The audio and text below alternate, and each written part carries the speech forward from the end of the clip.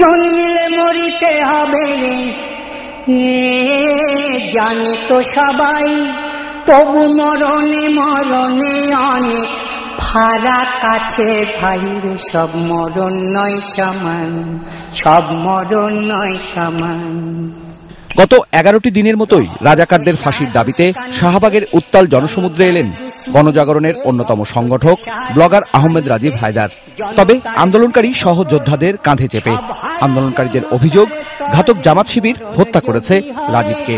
ওরে তাহার ভারে হার মানে ওই পাহাড় হিমালয়ের, সব মরণ নয় সমান।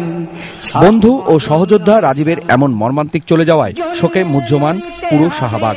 রাজীব আর একলা নয়, নিজের জীবন দিয়ে রাজীব শাহবাগ তথা রাজাকারদের ফাঁসির দাবিতে বিক্ষুব্ধ দেশবাসীকে পরিণত করেছে বৃহত্তর পরিবারের অংশীদার। তাই তো আত্মার এই আত্মীয়কে শেষ দেখা দেখতে নিঃশব্দে ঝরেছে মায়েদের, বোনেদের চোখের জল। পিজিতে গিয়ে কথা বলে আসলাম, কালকে ওকে টিভিতে ছবি দেখে বুঝতে পারি নাই, বিশ্বাস করতে পারি নাই যে সেই রাজীব এখন নাই। তোমার বাবা যখন বললো যে একটা ছোট বাচ্চা মনে হয় যে তোমাদের মাঝে দিয়ে গেলাম, তখন মনে হচ্ছিল যন্ত্রণা যেন আর কানে না আসে, তারা যেন মরিয়ে হইয়া এই আন্দোলনে উঠে। আর ভাইরা বাবারা যে যেখানে জায়গা পেয়েছেন দাঁড়িয়েছেন রাজীবের আন্দোলনের প্রেরণাস্থল শাহবাগ প্রজন্ম চত্বরের তার নামাজের জানাজায়, যেখানে নতুন শপথে লাখো কণ্ঠস্বরে ধ্বনিত হয়েছে শোককে শক্তিতে পরিণত করার দাবি। আমাদের সমগ্র পরিবারের পক্ষ থেকে এখানে দিয়ে গেলাম বিচারের দাবি জনতার কাছে। গতকালকে যেভাবে তারা একটা খুন ঘটাইছে, এতে আরো আগুন জ্বলে উঠবে। তার আত্মা শান্তি পাবে আমার ধারণা, রাজনীতি যদি নিষিদ্ধ হয় জামাতের। চলমান আন্দোলনে এখন আর ঘরে বসে থাকতে পারেননি শিল্পী, সাহিত্যিক সহ গুণীজনরা। এসেছেন প্রতিবন্ধীরাও। আজকে যে সারা দেশ জুড়ে যে দাবিটা উঠেছে, এটা থেকে যদি আমরা নিজেদেরকে সরিয়ে রাখি তাহলে কি সেটা স্বার্থপরতা হবে না? প্রতিবন্ধী বলে আমাদের অংশগ্রহণ করতে দেয় না, তাই আমার অনেক দিনের ইচ্ছা যে আমি এইখানে আসব।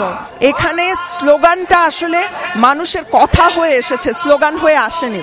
কাজে যেই আমরা সারাক্ষণ মঞ্চে হয়তো অভিনয় করেছি, আজকে আমরা মনে করছি যে আমার ওই নাটকের অভিনয়ের চেয়ে স্লোগানটা এই মুহূর্তে অনেক বেশি জরুরি। রাজাকারদের ফাঁসির দাবির সঙ্গে নতুন করে যুক্ত হয়েছে আন্দোলনের সহযোদ্ধা রাজীবের খুনিদের দ্রুত গ্রেপ্তার ও বিচারের দাবি। শোকের কণ্ঠেও তাই স্লোগানে কেঁপেছে পুরো শাহবাগ, যার প্রতিধ্বনি পৌঁছেছে লাল সবুজের গোটা বাংলাদেশে। 52 সালাম রফিক জব্বার আর 69 আসাদ, 71 লাখো শহীদ।